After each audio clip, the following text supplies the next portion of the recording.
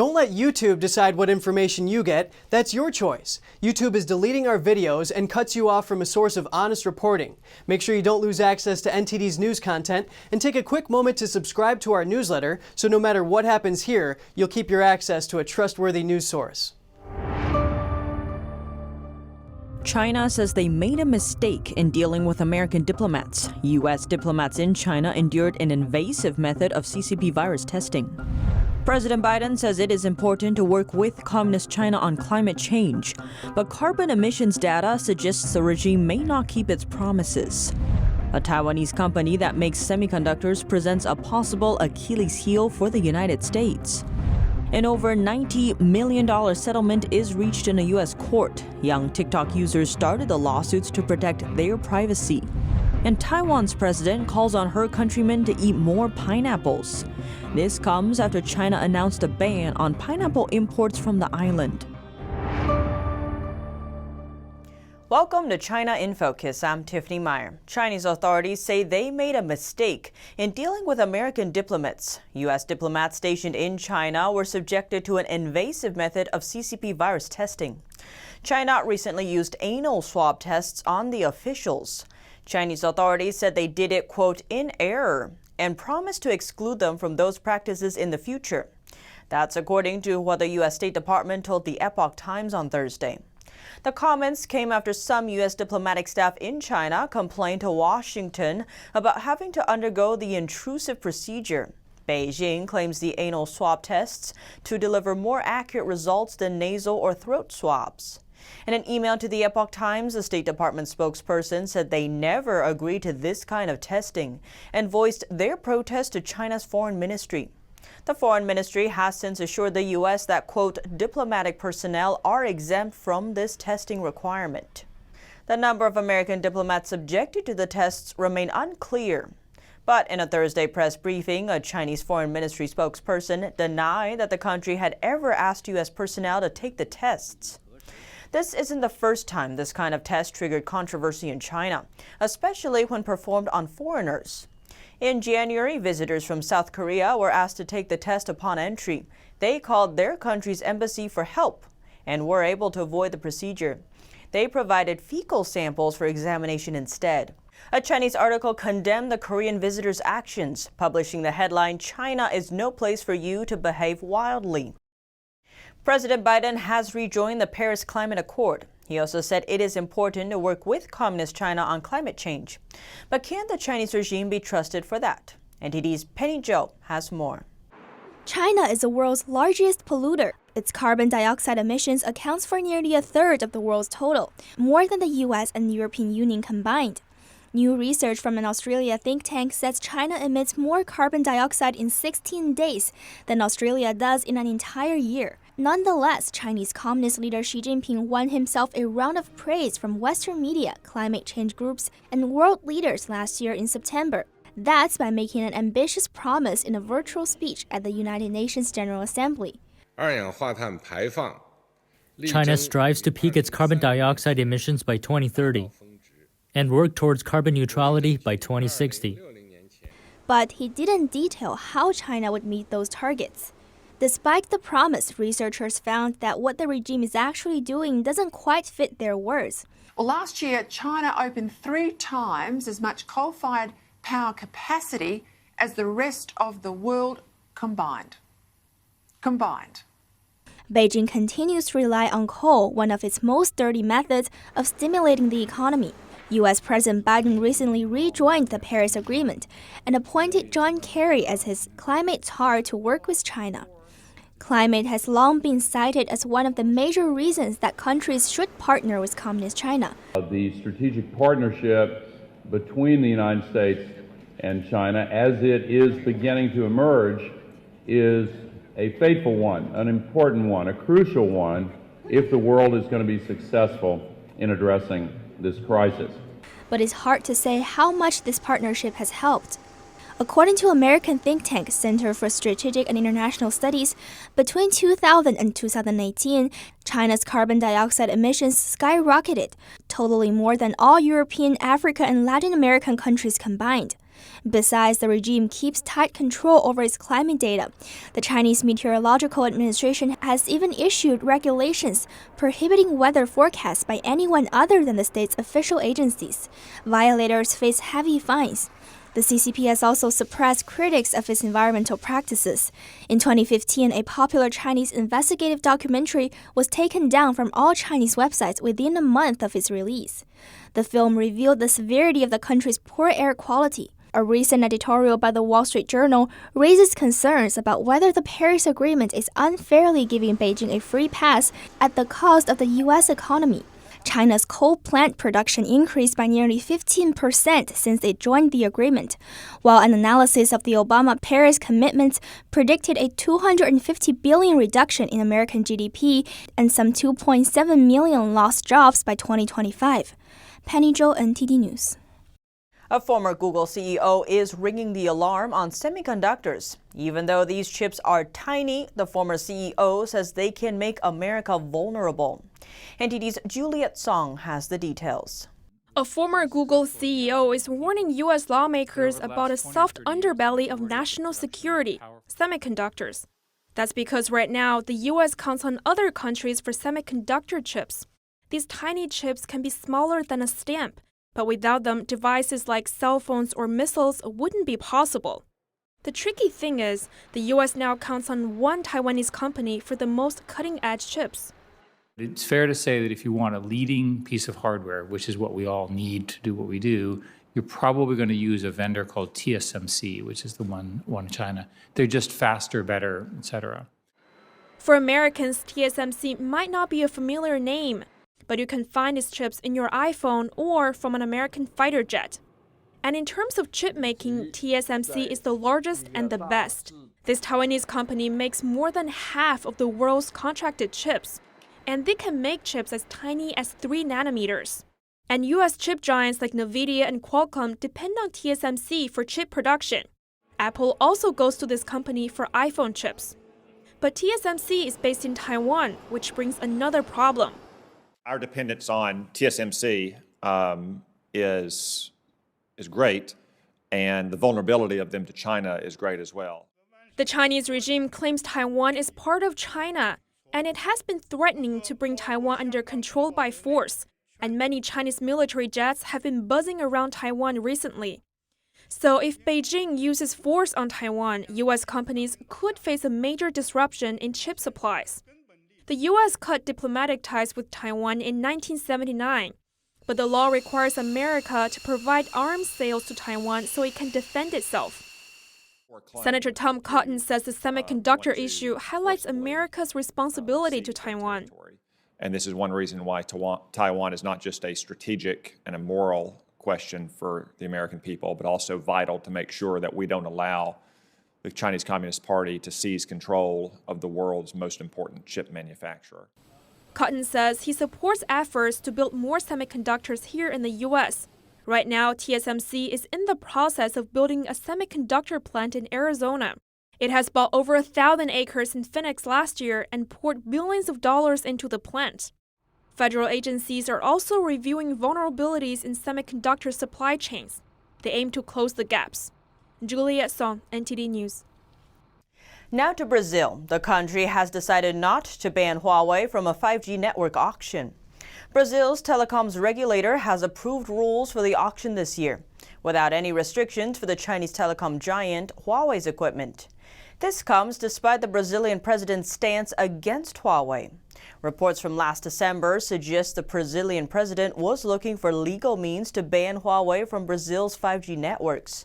Just like then U.S. President Trump, the Brazilian president also believes Huawei shares information with Beijing. This raises national security concerns.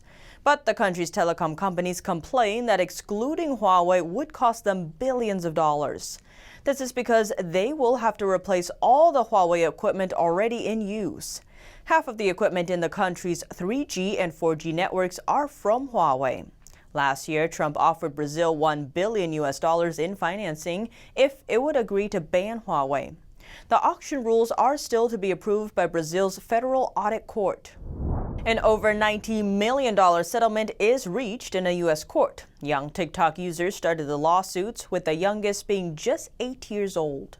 The 21 lawsuits against TikTok focus on whether the video sharing app unlawfully collects minors' personal information, including scans of their faces, and whether it uses that biometric data to improve the app's targeted advertising and content recommendations. TikTok said Thursday the company hopes to move past the suit, and they disagree with the assertions.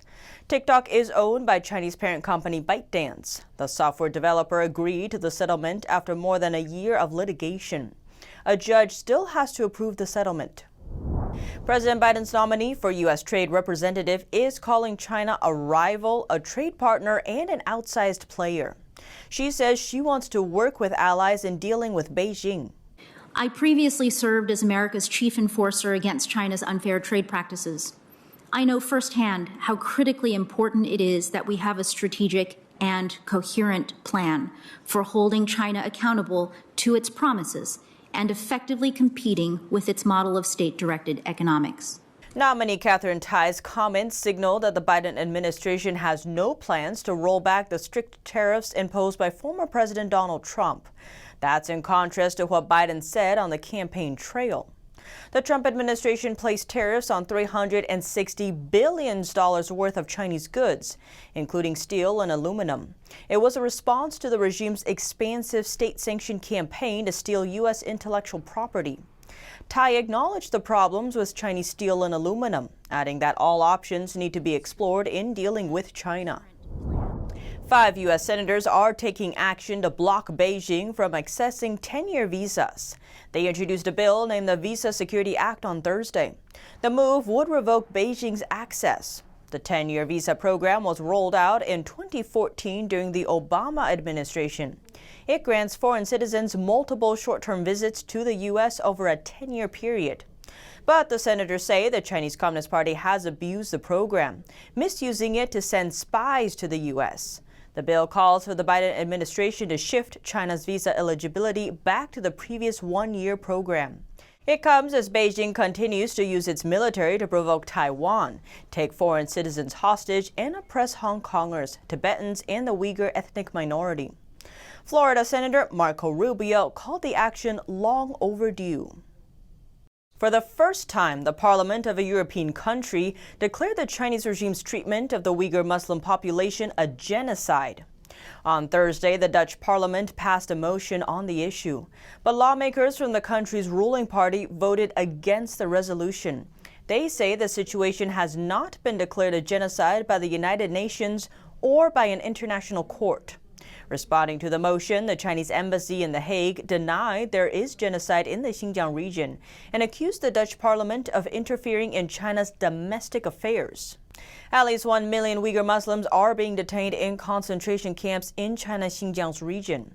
Reports show that the communist regime has been engaging in systematic torture, forced labor, and forced sterilizations against the Uyghur population. According to BBC reports earlier this month, women in these camps have been systematically raped and sexually abused. Last month, the Trump administration designated the Chinese Communist Party's suppression of the Uyghur population a genocide. Earlier this week, Canada also passed a resolution declaring it a genocide. More Hong Kong citizens have been granted permanent residency in Australia. That's after Beijing imposed a controversial national security law on the city in July last year. Australian public broadcaster SBS reports about 2,000 Hong Kongers were granted permanent residency visas between July and November last year. It marks an almost 30% increase compared to the 5 months before the law was introduced. Last year, Australia unveiled a safe haven plan for Hong Kongers living in Australia, giving them access to student, recent graduate, or skilled worker visas. Through the plan, they can extend their stay for another 5 years, paving the way to permanent residency status. UK officials also announced last year that Hong Kong passport holders with British national overseas status can live in Britain for 5 years before applying for citizenship. An estimated 250,000 Hong Kongers will apply for the UK visa in the coming years.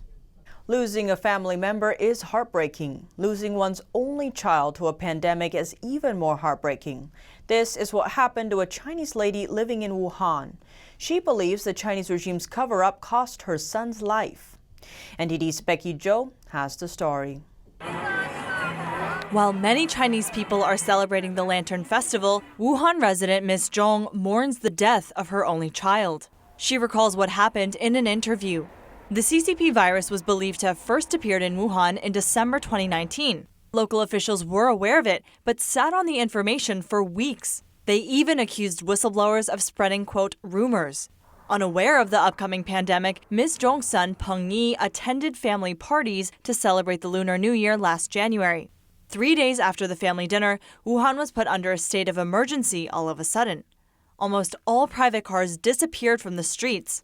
Peng developed a fever the day after lockdown was announced. When he arrived at the local hospital, he had to wait in line for about 7 hours to see a doctor. The CT scan shows that his lungs have ground glass opacities. That's a possible sign of infection. The hospital staff asked him to go home because they didn't have enough beds. Peng's condition then got worse. After visiting 4 hospitals in 2 weeks, he finally got a bed, but his family members were never able to see him again. He died of the virus 2 weeks later and left behind an 8-year-old daughter and a wife. My granddaughter lost her father at such a young age. It's a man-made disaster, so we want to speak out. Worse yet, the regime said the funerals were off limits for family members. They died without dignity. Family members are absent from all the funerals.